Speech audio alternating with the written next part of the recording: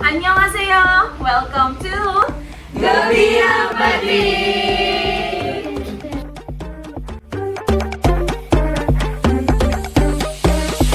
Sino siya? Ang lakas ng dating, ang lakas ng dating, ang lakas ng dating. Ay sino siya? Pag nakitang gumiling talagang manggigigil ka. Galing-galing mo, galaw na gusto ko. Sige, igiling, wag hihinto. O dalin-dalin mo, sa'yo na gusto. Let's start! So ano bang pag-uusapan natin ngayong gabi? Ang mga kabaklaan! Ay! Tonight's topic is about the LGBTQIA+++.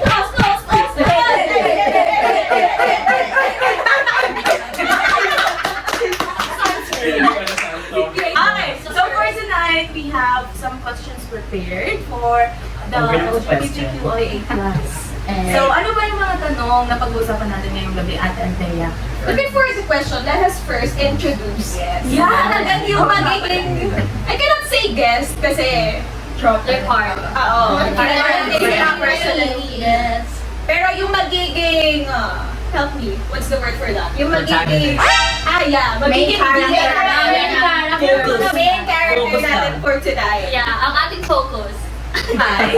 Ay, sila. Let's welcome Michael Ginerio. Okay, so Mark, can you please introduce yourself to our viewers? And your pronoun. Yeah. Ako si I am Mark Michael Germanier and my pronouns are or is. Kasi may isang pronoun. Where? Are, he, Balanina. Him. How about you? How about you, Delaney? Have a space. So, my name is Zirus Feline Mali, and you can call I go by the pronouns of she and it. She.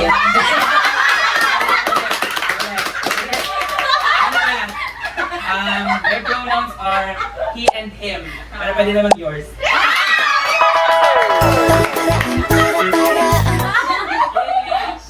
Ayan. Ito na nga. Nag-post tayo kagabi sa Facebook. Nakakatayo niyo rin po. Naka-IGF. Nag-send yung mga questions para sa ating mga guests tonight. Yeah, so we received some questions from our followers and fans, and these are the questions they sent to us. First question. Drum roll. How did you first realize you were part of the LGBTQ++ community? So actually, from a very young age, I know who I am. I am a princess. So, parang very young pa lang, parang alam ko na sa akong sirena, gano'n. Parang grade 1, alam ko na parang nagkaka-crush na ako sa mga, totoo. Pero very confused pa ako nun kasi parang nagkaka-crush din ako sa mga babae kasi ano pa nga yun over naman sa reaction paper. Yung, meron pala nagkikwento kami yung crush ko, nagkikwento kami dami sa aming kapatid ko. Nagkikwento namin yung crush namin babae, hindi niya alam crush ko yun.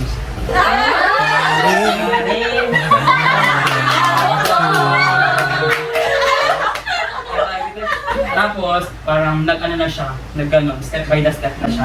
Parang tapos, hindi pa siya sumakasay kasi nung parang mga grade 4, nakwento ko na ito nung nakaraan yung si Cesar na Emmanuel. Parang yung grade 4 na yun, so parang talaga siya, gumaganon na. Tapos siya yung yung talanian, gumaganon na step by the step na siya. Pero parang na-realize ko lang siya nung dito lang din very recently, parang pandemic. Pero hindi pa rin ako nun very sure, parang pa lang, alam ko lang sa sarili ko, ay, hindi ako ganito, hindi ako pinanganak na.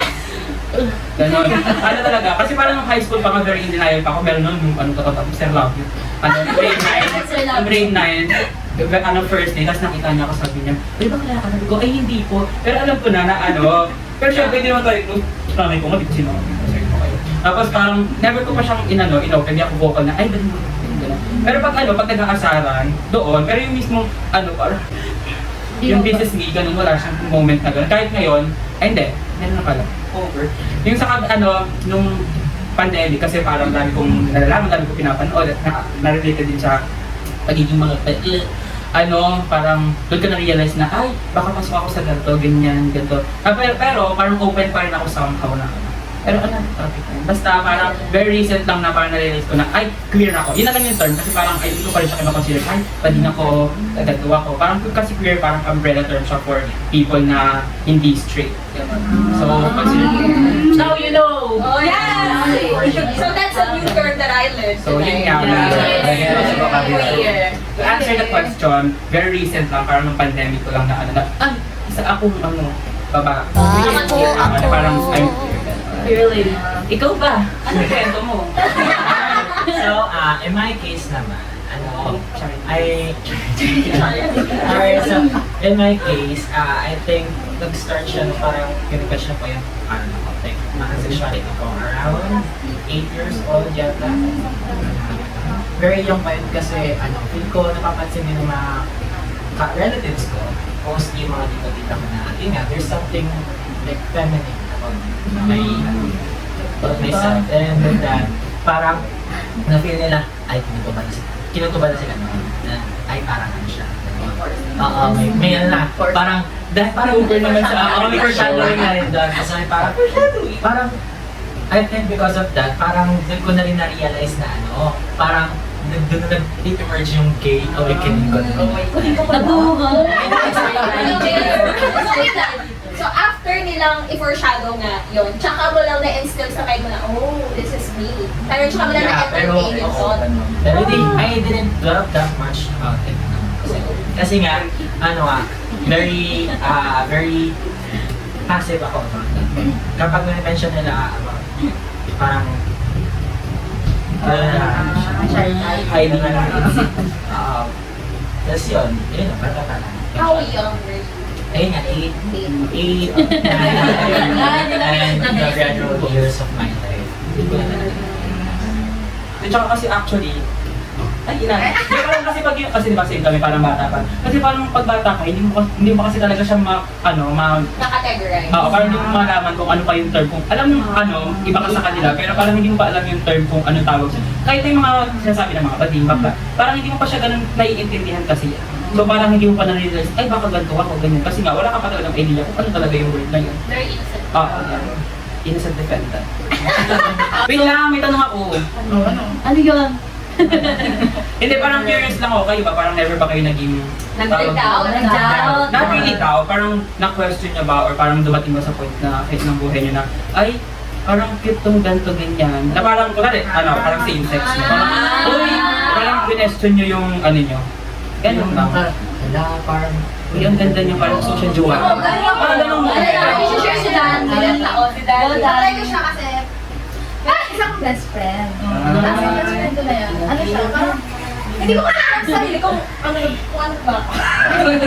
Kasi parang sobrang attached ko sa kanya na parang iniisip ko, yung actions ko ba parang may papakita na interested ako sa kanya or not. Or hindi ko lang siguro matanggap sa sarili ko na baka may possibility maging ganun ako.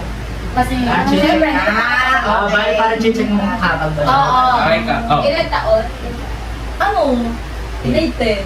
Umabot ako sa point siya, kaya ko wala sa kanya. Tapos sabi ko, gusto ba ako dito or wala? Oh my God! Pero ngayon, sure na talaga siya. Sure na. Kasi, Lumamot siya din kasi... parang nag-push sa'yo. Parang kasi syempre, if you felt that kind of First one na to. Hindi mo naman kailangan i-specify yung person. Kung tao ba yan or what? Ano yung parang Nag-push. tuwid Kung nagsasabi may gay awakening sa'yo, parang straight awakening. Hindi, kasi may ako. Ay, syempre, natutusto ko sa lalaki. Anong grade yan? Anong year? College. Ano yung sa college yan? Kilala ba namin yan? I know May issue. Huwag na sabihin na si... I remember. Hindi lang namin yung name. Okay, banggitin pa. Comment down below. Comment down below. Pinasita. So I have the same experience. Ay, anong original? Talaga ako. Uy! Nung back in high school, meron akong pinsan na lalaki, as in close ko siya. Tapos parang inaasar-asar niya ako na tomboy ako. Like, inaano niya na, ito si tomboy ito, ganyan-ganyan, si Jopay tomboy yan. Ano nga niya, jowa nga niya si Jennifer. Walang Jennifer niya. Pero like, hindi ako tomboy. Tapos, nung high school, like grade 10, there's this girl na parang cool siya, tapos parang maraming kakagusto sa kanyang girl. So parang ano ko sa kanya, parang naano din ako sa kanya na parang, ay, oo nga, parang ano nga siya.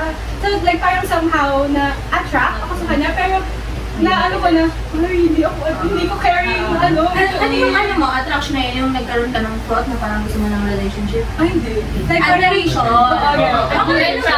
Ganun. Recently, di ba kay Rose Ann na? Kasi nagagandaan talaga ako sa Like kanya. parang, if you were a boy, I can say, siya yung ano Hindi, mo. ano lang, parang, hindi lang naman kay Rose Ann, parang marami naman, na pag Thank you. nakikita ko sila, na parang, ang cute ni Zay. Oo, Anong kote? Ganun ako. At saka kapag, for example, yung kung paano siya kapag nakikita ko paano siya mag-work, paano siya how passionate yung person, doon ako na. Pero yung thought naman, hindi. Thought na relationship. Ano ka lang, free trial? Ako, grade 10 din. Hindi, kasi parang medyo famous siya sa school noon. Tapos, Alam niyo ba? Alam ba ka na bandwagon lang talaga? pero ano, Pigo. uy, passion ko talaga yung ano. Workout lang yan. Parang passion ko talaga yung sexuality ko that time. Na parang, ano na ako, na-attract na ako sa kanya, romantically. Na-thinking ko, lo, what if, ganon yung sabi ko, lo, pwede ba ako sa babae, ganon, pero, ganon, tapos pero nung nag-ganon ako ng bike ko talaga, ay, straight pala talaga. Mas ano, lumabas yung, oo, parang mas straight talaga. Malay mo, may magpa- Straight awakening ka din. Straight awakening. Na straight na Parang wala siya si Ivy. Ay, ako. I see.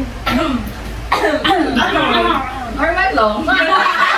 Hindi, ano, Tulog lang. hanggang ngayon, meron pa rin akong gano'n na parang, ay, meron akong Ano mo? Hindi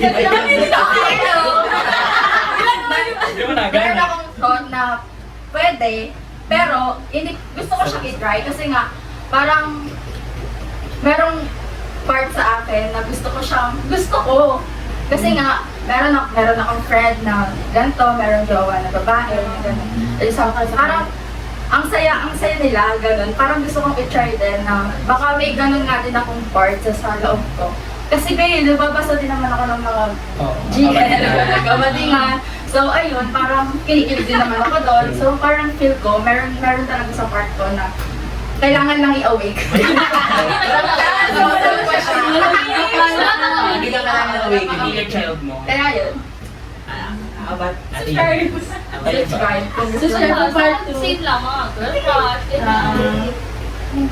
Okay, tuloy. Mga girl crush, yan si Rose Ann, lalo na pag ang ganda, ang talino, ang talented, tapos ang bait pa, parang magkakaroon ka ng attraction sa iyo na, shit, ang ganda niya, perfect naman niya, wala bang mali sa'yo. Ano yung straightforward mo rin sasabihin, actually? Oo, ako din. Pero go ka lang ako kay Rose, ano, perfect mo talaga. Yun daw. Pero may awakening ako. Straight or I'm straight talaga. Talagang straight talaga siya. Umalay lang. Umalay. How about you, Te? Like yung younger you? Ako kasi, talagang from the very first day of my life up to now, I'm certain. Babae ako, female ako. And I feel like, if naiba yung ano ko, physical orientation ko, I feel like magiging bading ako. Bading na attracted sa babae. Ang babae ba din? Yes, babae. Sa akin, babae ako. So, Jin ka na. Basta si Jin. Ako ano? Hindi ka pwede magsimula. Pero nagkaroon ako ng curious face. Ito lang. Na nagkaroon ako ng crush na lalaki. Which is? See?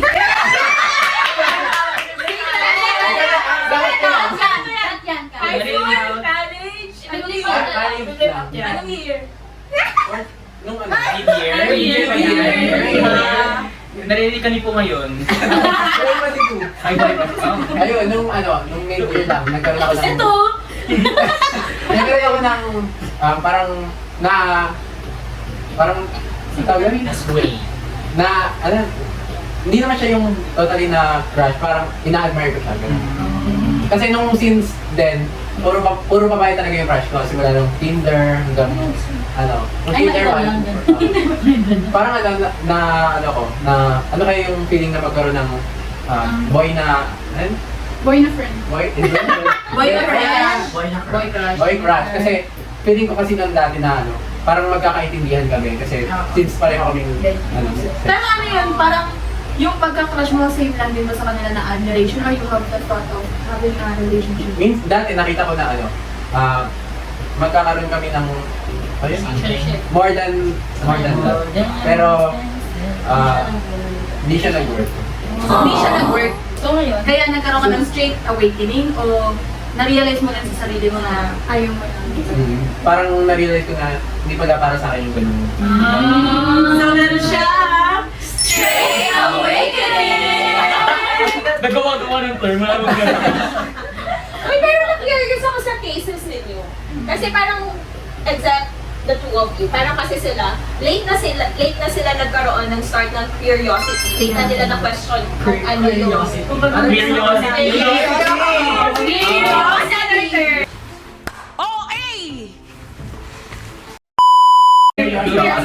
So late na nila na-develop yung curiosity na to.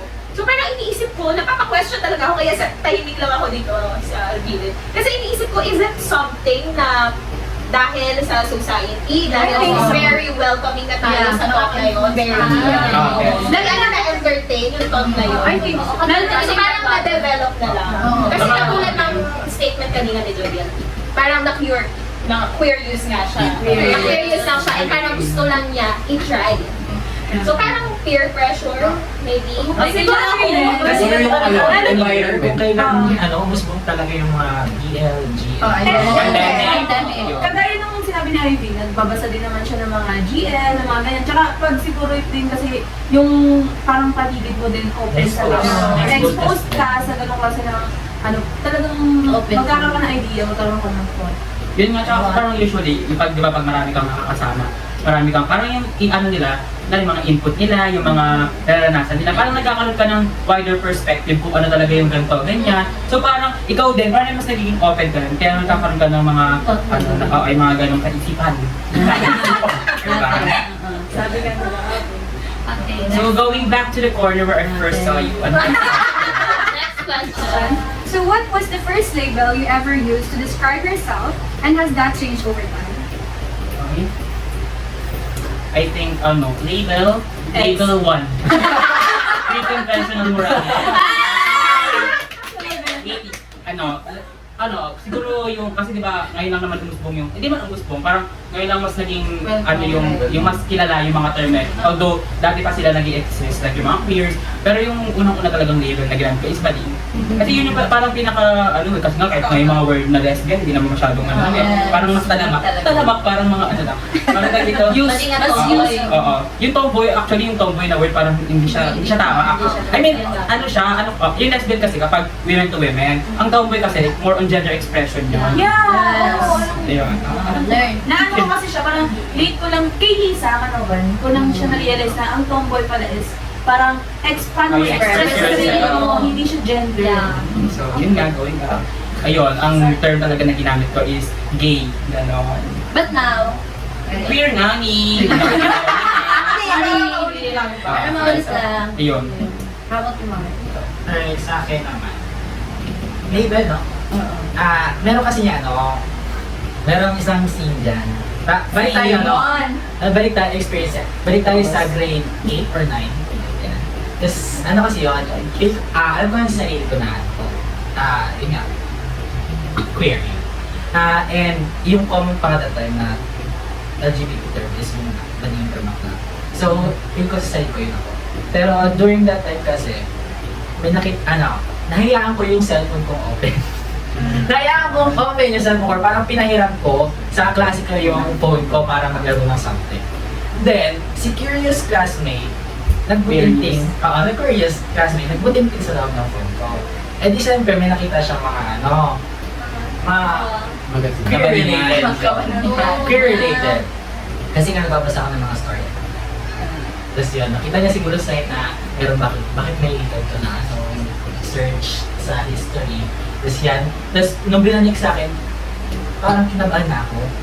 Kinabahan na ako kasi hindi talaga ako nagpapa-open talaga ng phone. Kaya binigyan ko siya ng chance para gano'n niya sa phone. Tapos may parang nagulog ako, pinagkatawanan ako ng mga kaibigan ko. Lalaki kasi yung pinairam ko lang, kasabay yung dalawang friend, si ano, yung dalawa. Hindi ko matandaan yung pangalan. Basta yung pinagtatambayan ko yung bahay. Yung dalawang friend ko, sila lang yung ka-close ko, yung dalawang babae yun. Tapos nagulat ako na sa kwarto sila, natawanan. Natawanan sila, yung dalawang hindi ko na talaga talaga ko. Kasi kinukubanan ako that time, na parang may built-in sila sa puno. Tapos yung, mamaya-maya, kinausap nila ako, kinonfront nila ako, ano ba talaga? And during that time, I also searched na kung ano ba rin ba talaga ako. And I identified myself that time as bisexual. Bakit? Kasi nagkakaroon ako ng girl crush talaga as in. Yung childhood friend ko that time, yung madalas kong kalaro sa tita. Very tomboyish kasi siya. Kaya medyo kalapit kami. Kaya yun, that time, siya yung medyo girl crush ko. At saka, doon na-label ko sa sarili ko ng bisexual. Pero during the years grade 10, grade 2, hanggang sa 4th year, doon ko na-realize na pwede pala gamitin yung term na queer. So, doon ko na-realize na queer na ako. Pero feel ko pa rin, yun, nagkakagusto pa rin ako sa babae sa lalaki. Pero leaning siya masyado sa lalaki. For the last question, ay last na pa If you could go back in time and talk to your younger self, what would you say during your discovery phase? Siguro, yun nga, pag binigyan ng chance, makausap ko yung sarili ko. Sasabihin ko sa sarili ko na it's normal. It's okay to feel those things. Kasi nga, you're discovering more about yourself. At saka dapat, let it go. Let it go. I-feel mo lang siya. I-feel mo lang siya as, or i-take it as a normal. And kasi nga, it's part of who you are as a person. Kaya let it simmer. Let it boil inside you. Hanggang sa ma-realize mo na kung sino ka ba talaga as a person. Kasi it's gonna be you forever. Wow! Ano susundan? Siguro be grateful na rin. Na parang hindi naging mahirap sa'yo na i-express yung sarili mo. Kahit sa sarili mo na questioning ka pa rin, kahit hindi mo pa alam, hindi mo pa talaga kilala kung sino ka, parang be grateful kasi sama mo, hindi ka nahihirapan doon sa mga tao sa buhay mo na hindi ka nila pinahirapan na tanggapin kung sino ka man ang naiiba ka kasi hindi mo lang. Kasi parang never naging issue nga dun sa amin na feminine yung galawan ko. So parang yung discovery, hindi ako nahirapan. Hindi, mali pala yun. So parang yung sa sarili, yung sa labas, yung outside na mga, ano bang term doon? Basta yung mga outside, The noises. kaya ba today? Hindi, yung parang outside factors, okay sa'yo, walang problema doon. Parang ang naging lang sa sarili mo, so somehow maging patient ka, ganyan, na darating ka rin doon, parang buhay ay di karera, sabi nga ni William. Ang tawag dito, ayun, parang wag mong madaliin, kasi parang kahit nga ngayon di ba, na kahit yung pa rin masyadong kilala yung sarili mo, pero mag-antay ka lang, wag kang atat, bakit ka? Kasi nga, darating ka rin dyan, wag mong madaliin, mahal ka ng Diyos. Praise the Lord. Yun. Yes, additional lang din. Huwag kang magagalit sa sarili mo. Sexuality din. Kasi nga, kung bilang sa sarili mo. There's nothing wrong about it. And you can come out whenever you want to. Until you feel safe about it. Ay, may message ako sa'yo. Hindi sa younger niya. Kasi parang hindi lang sa kanya actually, sa mga lahat na nakikinig dyan. Yung mga katulad ng yung mga batang ngayon, yung mga hindi pa nila alam kung ano sila. Parang waited doon sa sinabi niya, parang you don't have to come out. Actually, you don't have to come out kahit kanino. Yes. Basta ang mahalaga, kunwari, ano man sa sarili mo na ganito ka, hindi mo kailangan na ipabatig sa mga tao Kasi parang hindi mo naman ino-owe sa kanila yun eh. Parang ino-owe mo yung sa sarili mo. As long as alam mo sa sarili mo ganito ka, tanggap mo yung sarili mo, okay na yun.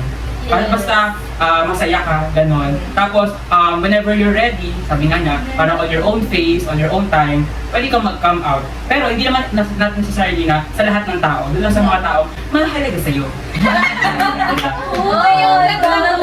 Kasi parang all this time, parang ang laging mga ina-advise ng mga tao is to Huwag ka matakot, be may afraid. Yeah. This is a new perspective na you don't need to come out as long as you accept yourself. Yeah, you don't have to feel the need.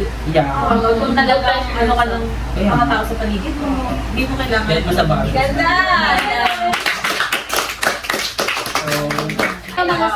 So before we end this video up in here, I have a very tiny question. Tiny? Question nga. So parang, hindi, parang more on ano lang siya. Kung ano sa tingin niyo, may natutunan ba kayo sa ano, sa after nitong ating conversation, kung may mga napalawak ba ang inyong mga kaisipan, ika nga, nagkaroon ba kayo ng estilo at organisasyon sa Retorica? As a heterosexual, Anyone who wants to volunteer, raise your hand. heterosexual alpha. Well, after this conversation, mas na-admire ko ang mga queers. Kasi parang, yun nga eh, yung sa beginning pa lang, yung pag-come out pa lang, yung acceptance pa lang na ito pala siya, yung orientation, na different yung gender sa sex. Yes. Yung palang acceptance pa lang sa difference, no, parang it's a big thing. Tapos, yung pag-face nila sa kung ano mang nililigtan ng society, it's very admirable. And, ewan ko kasi yung mga bading sa kilala ko, they are very passionate. Tapos sila yung mga, sila yung mga tao na yung handang ibigay lahat for their family. Sila yung nag-aangat sa pamilya. I love you, dear. Admiration po yung sa pamilya. Karamihan din sa mga queer kasi breadwinner talaga. Kasi nga they have to prove themselves. Ang pinaka nag-ano sa akin sa realization is yung advice ni Zay na hindi naman talaga kailangan mag-come out kasi lahat yan ng tao parang meron kang own face. Kung kailan mo nasabi nga ni Mark, kung kailan mo feel na safe ka naman mag-came out, basta yun. Basta kung kailan mo feel na safe ka na nang ilabas yung tunay na ikaw, tsaka mo lang siya ilabas, hindi mo kailangan na, uy, magpapit ko na kasi ganito, kasi ganyan. Hindi porket sinabi na, hindi porket yung iba nakalabas na sa closet nila. Ay, sorry. Hindi sila. Hindi porket yung iba nakalabas na sa closet nila, dapat pipilitin mo rin yung sarili ko, dapat ako din. Dapat hintayin mo yung time mo. Ayun na. Jasmine. Parang sa mga taong, kasi hindi naman natin maiwasan na mga tao talagang grabe pa rin yung tingin sa mga member ng community. Para sa akin, hindi ako makapaghintay na dumating yung time na titignan nila kayo as kayo. Yung tatanggapin nila kayo as kayo, yung tatanggapin nila kayo ng mabuti. Kasi nga, yun nga, gaya nga sabi ni Ate Althea, marami na kayong napagdaanan. Doon pa lang sa pagkilala kung sino kayo, sa pag-express ng sarili niyo, di ba? So yun, be kind, mahalin niyo sila. Tulad na po to. Ayun. Guess ako. Parang to end na lang, related sa sinabi niya, para sana, parang wish, sama, parang sana dumating yung time na never na talaga magka-come out yung mga tao. Kasi parang accepted na sila sa society. Like parang hindi na maki-question kung bakit sila ganito gumalaw, ganito sila manamit, yung ganon. Sana dumating ang araw na, dumating yun, yung maging safe tayong lahat sa mismong, lipunan na ginagalawan natin. I love you.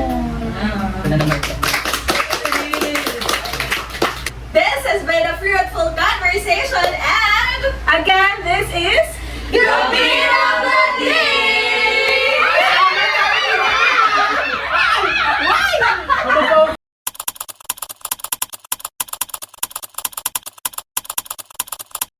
Grabe darling,